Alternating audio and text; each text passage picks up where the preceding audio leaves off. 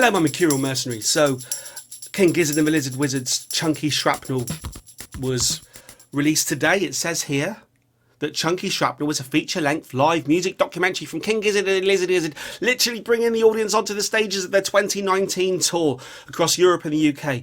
It says I can rent it for 24 hours. So, I'll do that and I'll have a watch. Okay, here we go for an hour and a half journey with King Gizzard and the Lizard Wizard. I kind of read up on this a little bit and what to expect. I'm not sure it's just a straight concert footage. There seems to be a bit of artistic license and artistic going on. We'll find out. That kind of pre-gig excitement. I usually did it with 3 people, not sexually. You've got a whole conglomerate here doing their stretches. I'll tell you something though, boiler suits is certainly an easy way to have a band look together. I wonder if this sound is being overlaid, created for the film. I know Stu created extra music for this film. I think this is dramatic movie intro music. Oh, well, maybe not. God, actually being behind the drummers, looking out at the crowd.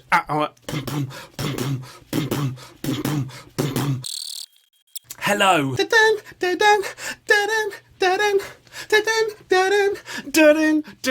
Yes.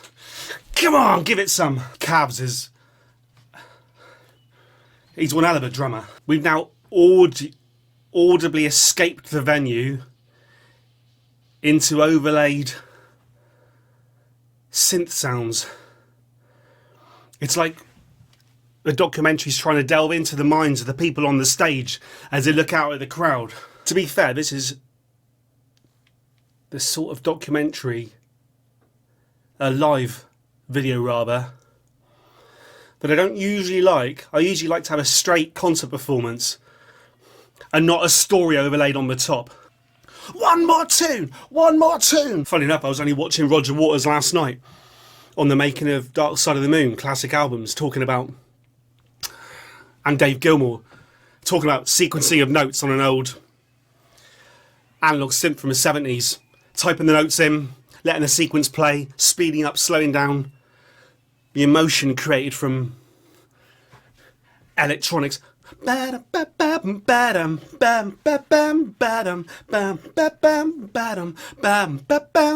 So far it's got a kind of Song Remains the Same, Led Zeppelin concert film feel about it. This will be one of those sections where Peter Grant is threatening somebody. They're doing exactly what I was talking about with that old VCS 20, whatever it was, synth. And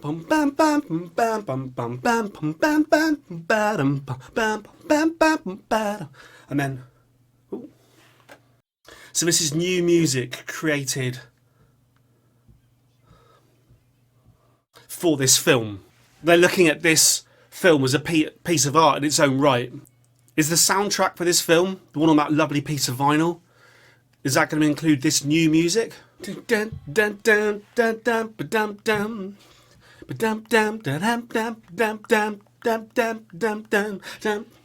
Boom, boom, boom, boom, boom. 1, 2, 3, 4, 5. What's this? The river, isn't it? Boom, boom, boom, boom, boom, boom, boom, boom, boom, boom, boom, boom, boom.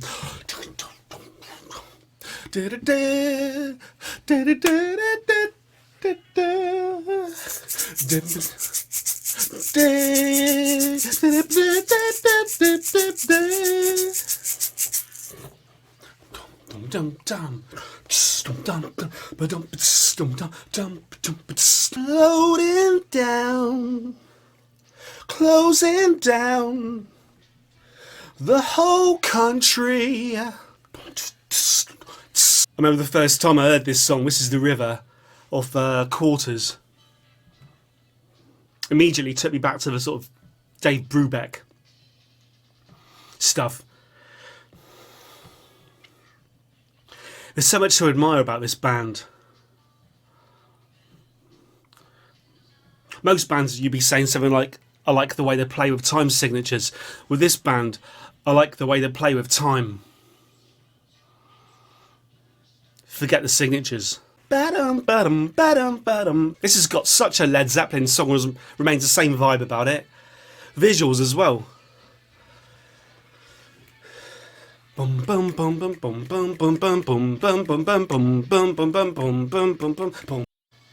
Wow.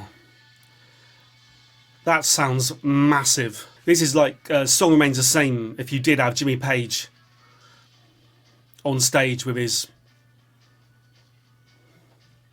theremin and his guitar, and then you had another 20 Jimmy Pages on stages with theremins and guitars, and link all the stages together through prog rock LSD.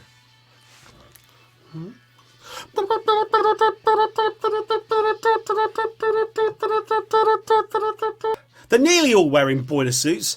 It seems like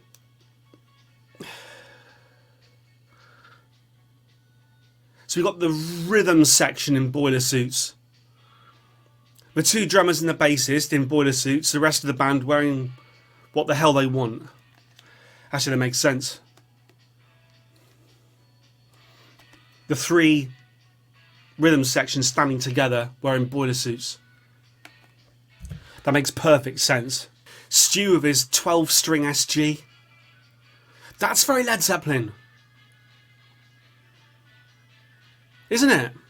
The wah pedals going on, the 12-string SG, the 6-string SG, the whole vibe of the piece. This sounds more Led Zeppelin than I can ever remember King Giz sounding. This is highlighting the musicianship of these guys. Holy shit. I mean, I watched like a 70s Who performance where Keith Moon, Pete Townsend, John Entwistle, Roger Daltrey just really going for it. Sweat and flailing arms. And you're like, holy shit. But then this is going on right now.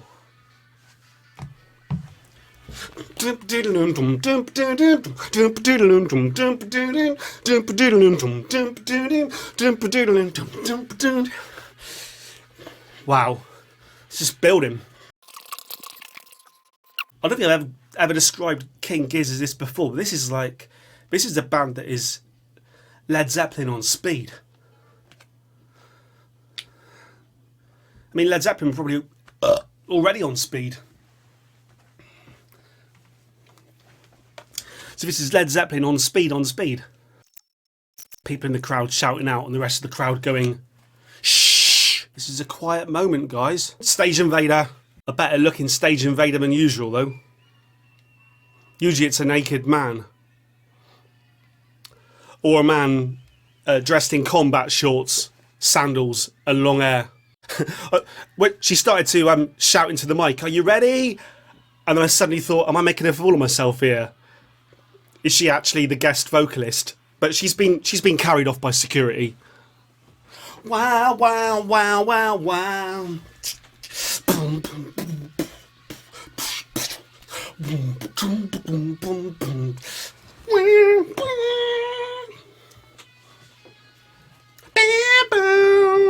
I mean, only the other day I was talking about the way that Ozzy Osbourne's quite unique in that he will sing the melody of the guitar. But if you notice when King Giz play, Stu's got his 12-string. He's quite often just playing the melody that he's singing. Oh, wow, there's some distortion going on here. Wow, wow, wow, wow, wow, wow, wow, wow, wow, wow. Wow. Wow, wow, wow, wow, wow, wow, wow, wow, wow. Bam, bam, bam, bam, bam, bam, bam, bam, bam, bam, bam, bam, bam, bam, bam, bam, bam, bam, bam, bam. Frenetic double bass drum work again. This was his triple bass drum work. Wow. That is a sight. Right up behind the two drummers, just looking out at everybody. The crowd. Everybody. Here we go. It was so fast and heavy sounded, I assumed we were going to infest a rat's nest. We're not. Road Train! Ding dang, digga dang, digga dang, digga dang, ding ding. This just sounds like a machine. Of course, because we're going between different venues here, they're wearing different clothes between different scenes, different songs, which I never like. But if you're making an issue of it and you're kind of saying it up front, oh, okay, we're in sound check. Bearded man on the sound desk, put him in a suit of armour, he wouldn't look out of place in Game of Thrones. One of the better seasons, not the last one. Game of Thrones, there's something that I can never watch again because it was destroyed. Nice to see the technology involved in a gig these days. Elastic bands and sellotape in my day. Oh, now, just like that, we're at the end of the gig, drummers throwing sticks into the crowd. Sound check to end, missed out the middle. Just like Steven Tyler in 1979. Now we're on the tour bus. Yeah. La la la la la la la la la la la la la la la la la. Where are we? Well, I recognise that street. So what have we had so far? We've had the river, road train. In the beginning we had bam bam bam bam bam bam, bloke playing acoustic guitar. It's quite funny. So they're just sitting around backstage, kind of allegedly relaxing, but Stu's still got a little keyboard and he's still playing around. It's like creatively they just can't stop. I suppose if you're doing 5 albums a year, just think they're walking down the queue now outside one of the venues. And there'll be people in that queue now watching this going, that's me! Actually, everyone's passing that bloody keyboard round. They're all playing it. Where are we now? Glasgow Barrowlands. That's some feedback. I do like Stu's kind of hollow Explorer style guitar. All those bits carved out of it. So here again, the visuals are a song being played and a massive mosh going on. Probably an Infest the Rat's Nest song, given the guitar he's playing. But the music, the audio, is sequenced old sort of vintage style 70s analog synths. Oh! And now we're back into the gig. Or rather, we're back into a different gig than we were 1 second ago. Han Taiyumi. God, I love Murder of the Universe. Chunky shrapnel tears through everything around me. I am vomiting. I love the fact Stu uses that curly guitar cable. Jimi Hendrix style, to be fair. Jimi Hendrix used to swear by it. He used to stand next to it and go, fuck me. Into double bass drumming. Or triple bass drumming. I'm on fire. This is sex. I'm every 1 and every 0. This sounds like a jar of multiple spunk spilled out into a puddle of dried spunk. I feel the void.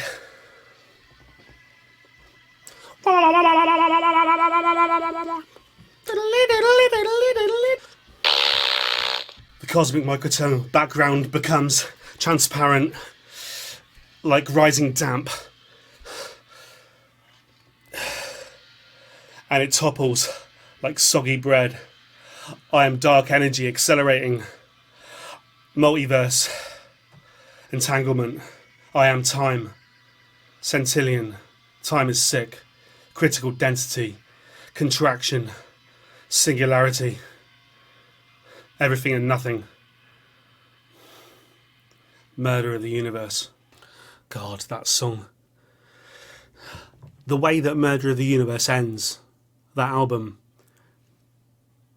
that is still the best thing that King Giz and the Lizard Wizard have ever done.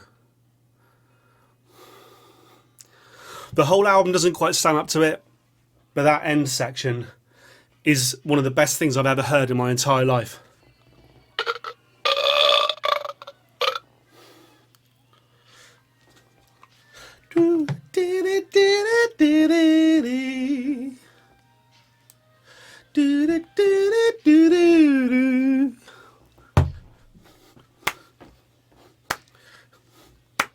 See, I recognise the song. I'm now going to place which album it's off of the 15.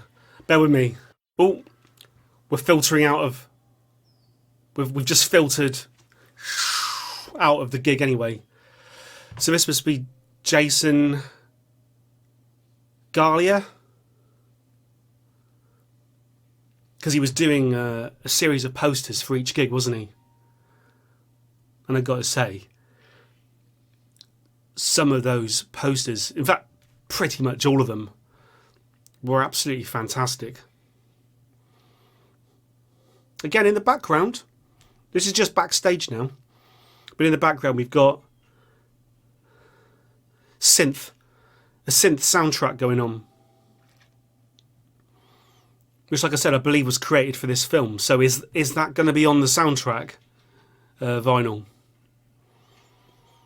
I could probably Google it and find out. I mean, I quite like this sort of synth, this sort of synth work. Very minimalistic. The sort of thing that would soundtrack late 70s, early 80s films. Like, well, I should put it on and check, but something like Videodrome or something. Probably find Videodrome's got a thrash metal soundtrack now. Is that Alexandra Palace?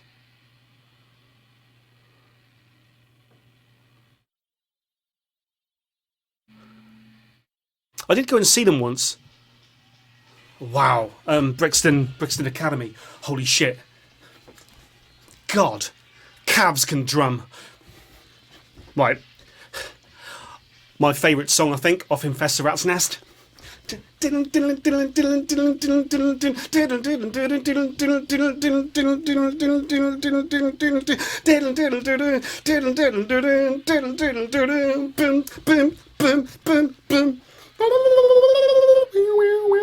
Or Ambrose rocking a Bruce Willis vest after he's gone through half of Die Hard and the white vest has gone grey. God, the bass on this song. There is no planet B. Oh, that was a little twin harmony. There is no planet B. Planet B. Baby Jesus sheds a tear. Straight back into the analog synth.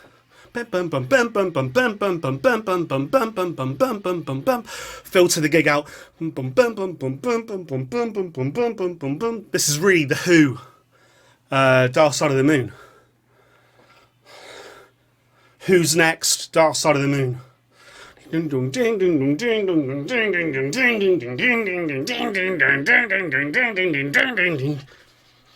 Clashing, clashing, clashing, clashing. Backstage again. Is that Stone Bent? Yeah. I like that band. If you haven't listened to that Stone Bent album, fantastic. Again, this is part of the new synth soundtrack. It does sound claustrophobic, like can't remember who directed Scanners now. Cronenberg. Young people in a band enjoying music backstage. The sort of thing I used to do before I became old and miserable. We got some drumming going on here, overlaying the visuals. Wow. Cabs is showing off while Eric just knows his place by the looks of it. Bam, boom, boom, psh. Bam, boom, psh. I just love watching a drummer going for it. I was going to say not sexually, but actually, sexually. Wow. Like thunder. This section's very like Moby Dick, isn't it? The song remains the same. Drummer going mental. Cut to vehicles. Cut back. Bam, bam, bam. Diddle-diddle-dum. Bam, bam, bam. Diddle-diddle-dum. Bam, bam, bam. Diddle-diddle-dum. Cold coffee.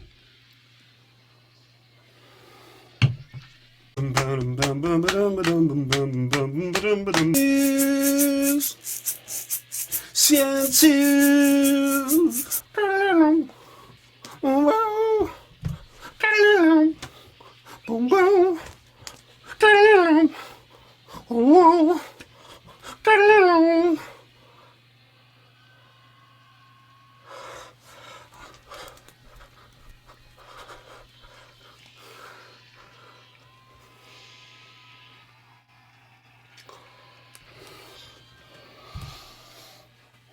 That was for the thumbnail. Yes.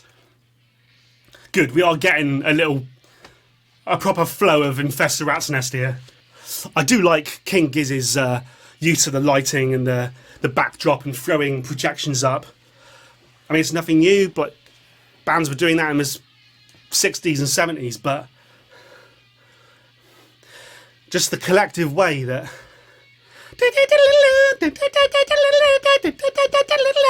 Just the way that King Giz as a collective, the music and the art and the shows and the whole vibe, just...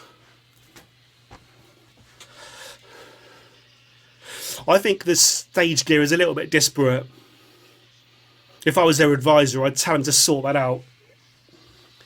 I'm not sure your singer just wearing a pair of shorts is... That's just me. This multiple thousand people here in the crowd would probably disagree with me. Remember when I saw them live, which was basically like this? It was like a bunch of sixth formers coming on stage. Still, when they sound like this, with this energy, I suppose there's an argument that they could just be naked. Who cares? I don't want them to be naked.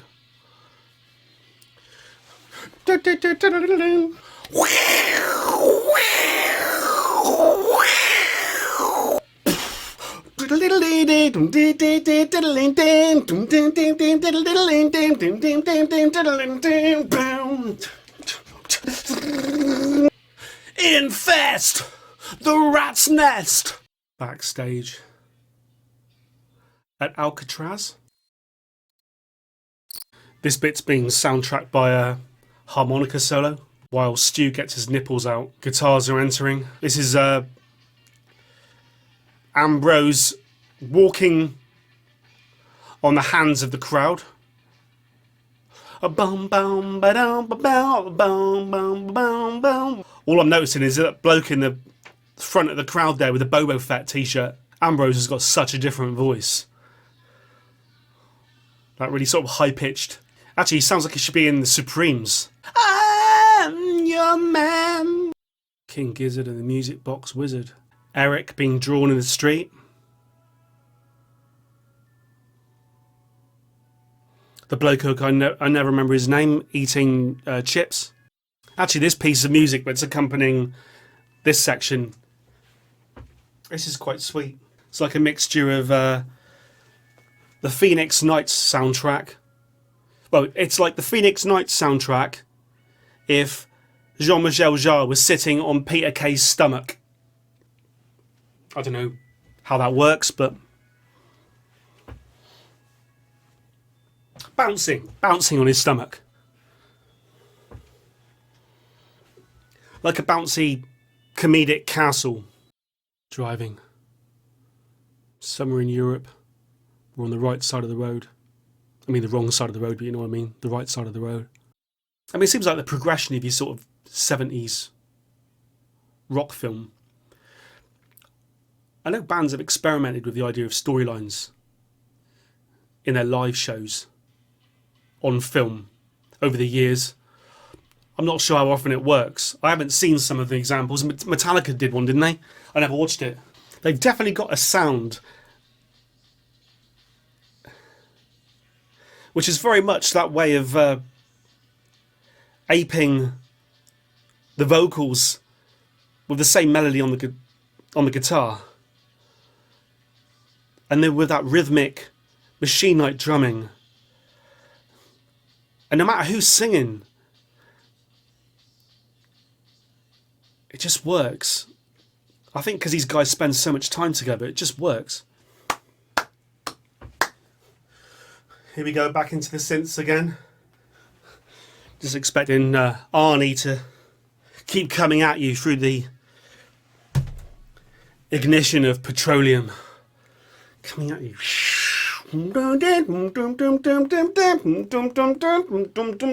I like his vocals. Joey, forgotten his name now. I like his vocals. Perhaps we don't hear enough of him. I'll be watching them. I am everywhere. Floating on the wind. Hiding in the dark. This.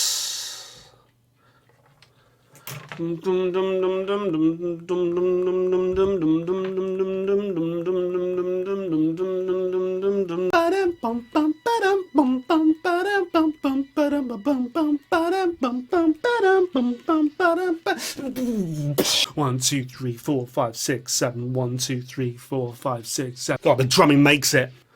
I always say it. Thank you. I always say it. You're only as good as your drummer. You're only as good as your drummer. Back to King Gizzard in the music box again.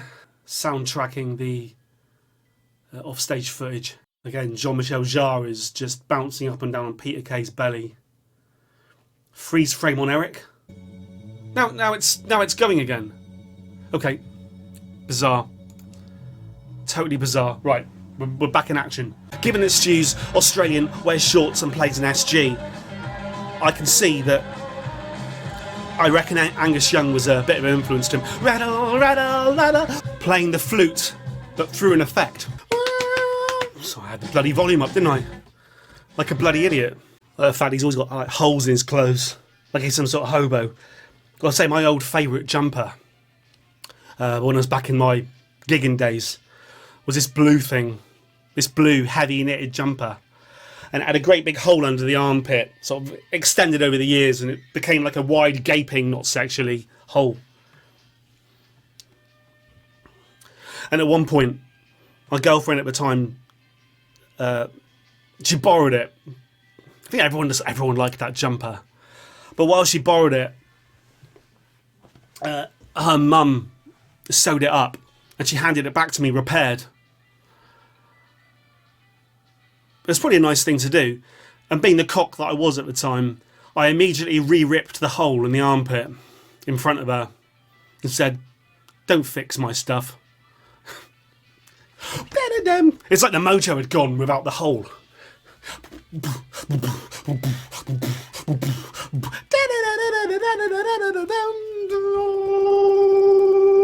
So they're Dutch.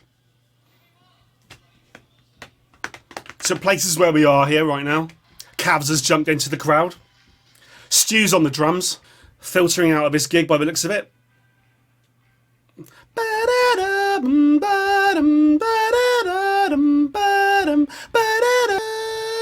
Oh, cute girl on drums. That's the Stone Bent singer, isn't it? Sorry, it's not Stone Bent. Stone Field. Stone Bent. No, Stone Bent. Bent. That's his girlfriend, isn't it? Is that Cav's? She's either Cav's girlfriend or his wife. Yeah? She's on the drums now anyway.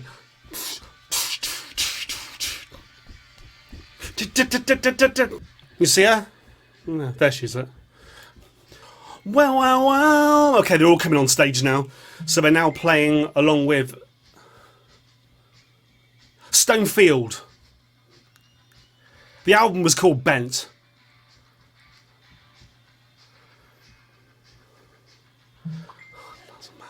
It doesn't matter. Shoot the glass.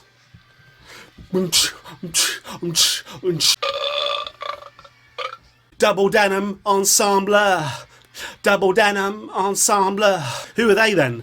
So this is another band. This is all the bands on the tour.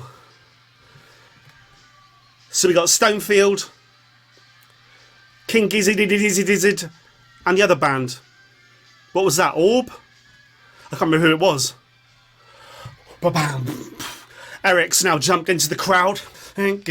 He's been swallowed. Kind of sexually. We're all putting hats on. We're all putting hats on for some reason.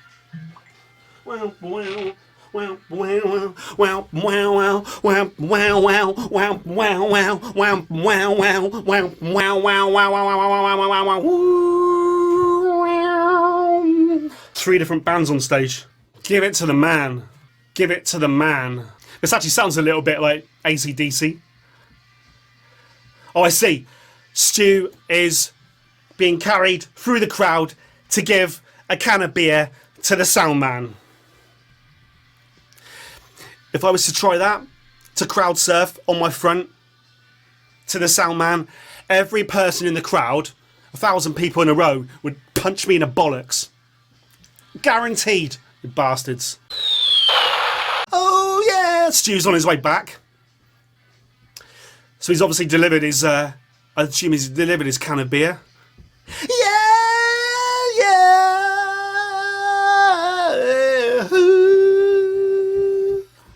Stripping and throwing your clothes into the crowd. I'm not sure how famous you'd need to be for me to want to have your sweaty t-shirt in my face. Perhaps if you were female. Okay, so we're ending. Oh yeah! Joey Walker. That was his surname. Why I forgot Joey Walker, I do not know. Here we go, another big jump.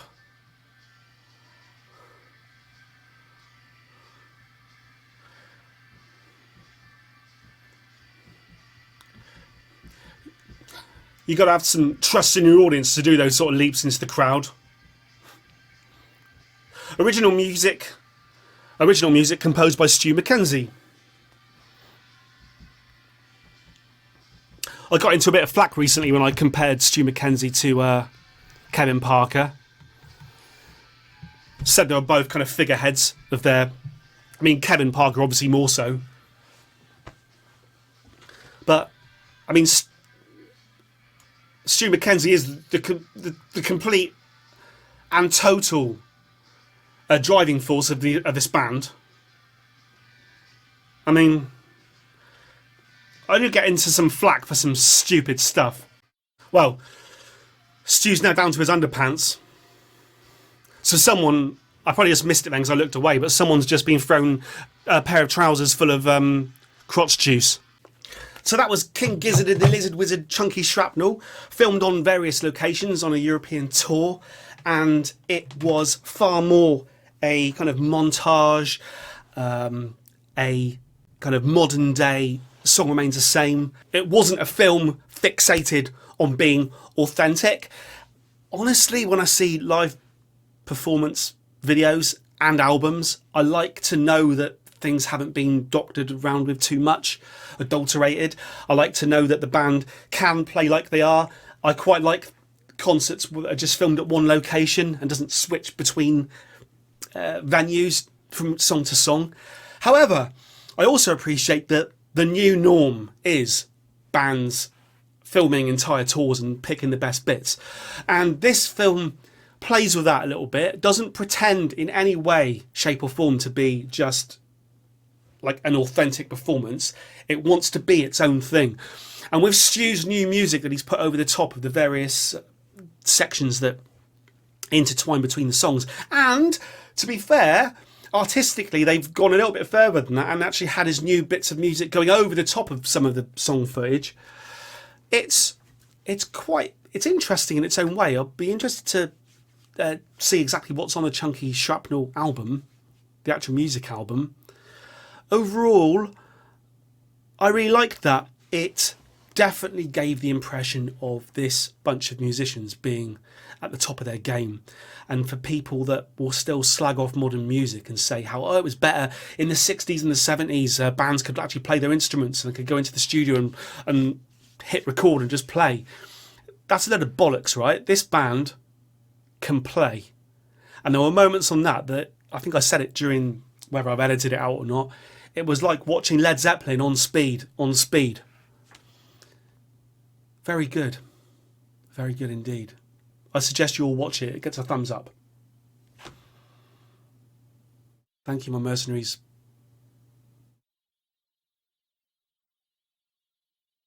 Over and